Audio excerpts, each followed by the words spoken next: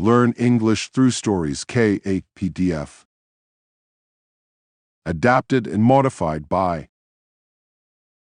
Kulwant Singh Sandhu. Contents: Cheeky Charlie. Chapter 5, Water Slides Part 2. Chapter 5, Water Slides Part 2.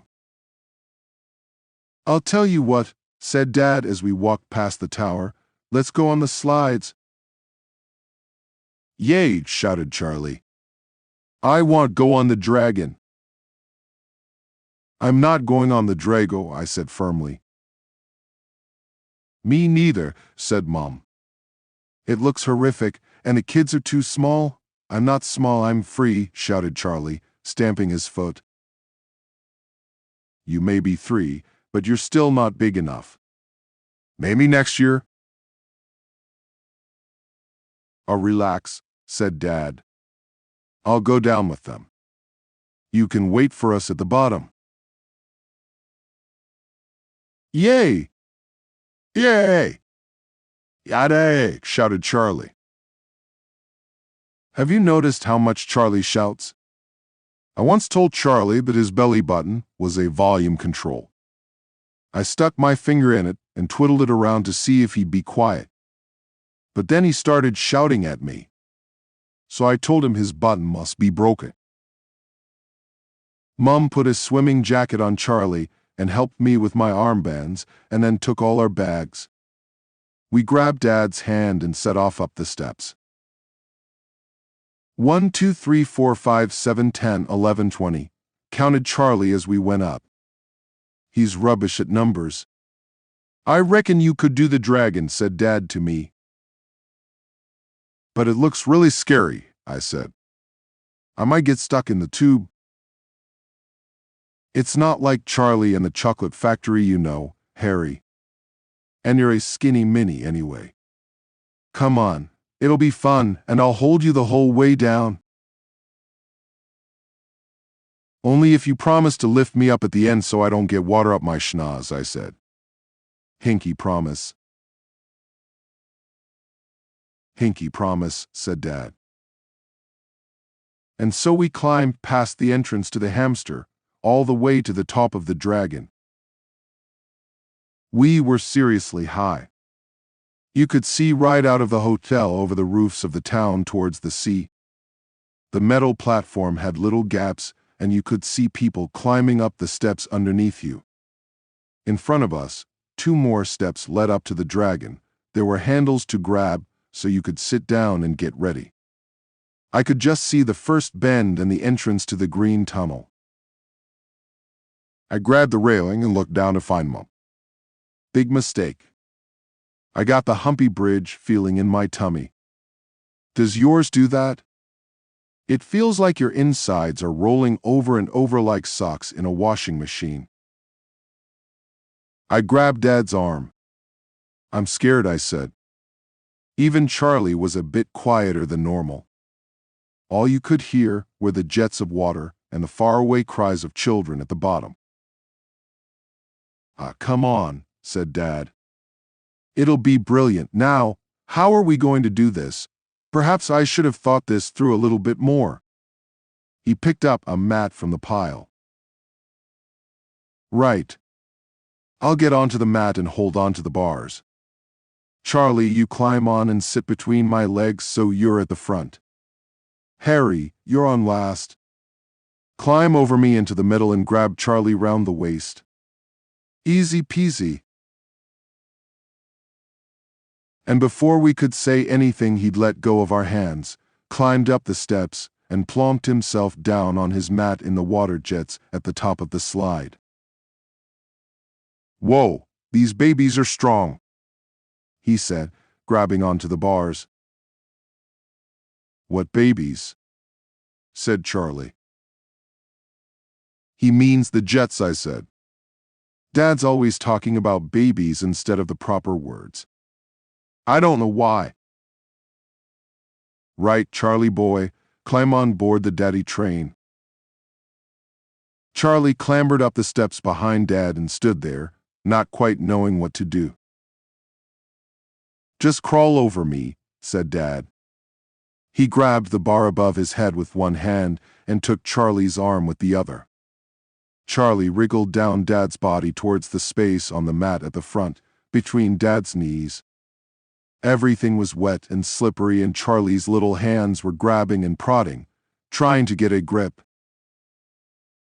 "Ooh," said Dad as Charlie climbed on top. "F nerg," said Dad as Charlie's knee squashed Dad's nose. "Hey! Don't grab that," said Dad when Charlie grabbed hold of the hairs on Dad's chest. "Finally," said Dad as Charlie twizzled around and sat himself down, grabbing Dad's shorts to stop him sliding off down the tube.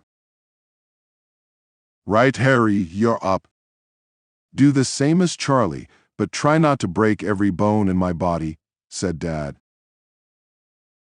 I was seriously scared, but I didn't want to show it because there was now a big queue behind us. I took a big step over Dad's head, swung my other leg over, and sat down on Dad's chest. "Shuffle down," said a voice from under my bottom. So I did a bum shuffle forward, jumping down Dad's tummy, making him groan some more. I pushed myself forward one more time, except that maybe I pushed a bit too hard because I thumped into the back of Charlie, grabbing him round his waist because I was too far from the handles to hold on anymore. "Harry," he shouted. "Stop bumping me. I'm slipping." He was right, he was slipping. And he wasn't the only one either. Dad's knees were trying to squash us to stop us sliding away, but the mat underneath us was moving too. "Hold on, Charlie," shouted Dad. "We're not ready, I am holding on," shouted back Charlie. "Have I explained this properly to you?" Dad's holding on to the bars, trying to get comfy on the mat. I'm sat between his legs, holding on to Charlie. And Charlie is now sat on my lap, holding on to the ends of Dad's shorts. And all the time, massive jets of water are trying to push us down the slide.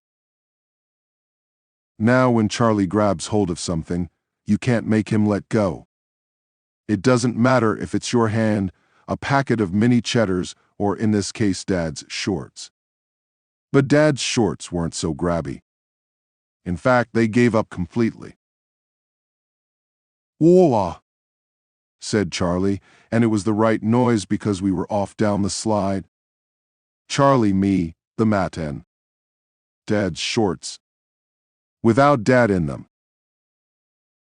Looking back, I could see him still grabbing onto the metal bar, stretched out on his back with no clothes on, jets of water spraying all over him. He let go with one hand and tried to make some hand pants with the other, but it was too late. The people in the queue were already howling with laughter and pointing at him. And that's all I saw because Charlie and I were off. We zoomed into the tunnel and round the first bend, sliding up the walls, screaming like mad. After that, it just got faster and more terrifying. We went round in a complete circle at one point. I think we might even have done a loop-a-loop. But you know what was funny? At the top we were screaming because we were frightened. But by the bottom, when we plopped into the pool, we were screaming with laughter. Same noise, different feeling. We plopped into the pool and bobbed up, coughing and spluttering. Mom was waiting with the towels at the shallow end. A quick rub down and Charlie was off again.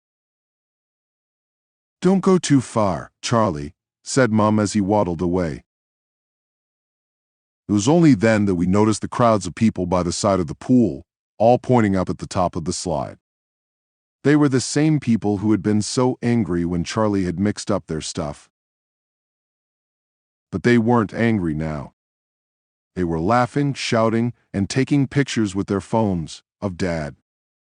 Because Dad was still up there, hanging on. He'd somehow managed to grab another mat, and he was trying to wrap it around him like a towel. except the water kept pushing it sideways and unrolling it, and he only had one hand to hold it. As we watched, he lost his grip on the mat, and it zipped off down the slide. He let go of the bar, covered himself up with his hands, and followed the mat into the tunnel. You could see his shadow as he went round the bends. We all followed him round and round, down and down, until he shot out at the bottom, feet first, still absolutely naked, into the pool. "Everyone, and I mean everyone, cheer. Smile for the camera," shouted a man. "I got you on YouTube," shouted a boy waving a phone. "Nice bum," shouted a woman nearby. Mom turned and gave her a funny look.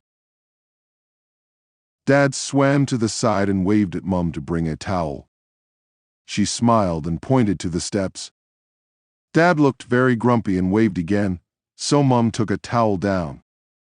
With a final flash of his white bottom, Dad was up on the side and wrapped up. Back by the sun loungers, everyone calmed down, and Dad started to smile again. "I'm glad I gave everyone a treat anyway. Where are my shorts?" he said. "Harry had them," said Mom. "No, I didn't," I said. "Charlie did, Charlie." Charlie was back. He stood and pointed. There, at the end of the tube and pulled over the head of the dragon, were Dad's baggy, soggy shorts. "I might have known." "Cheeky Charlie," sighed Dad, and he plodded off to get them, wrapped carefully in his towel.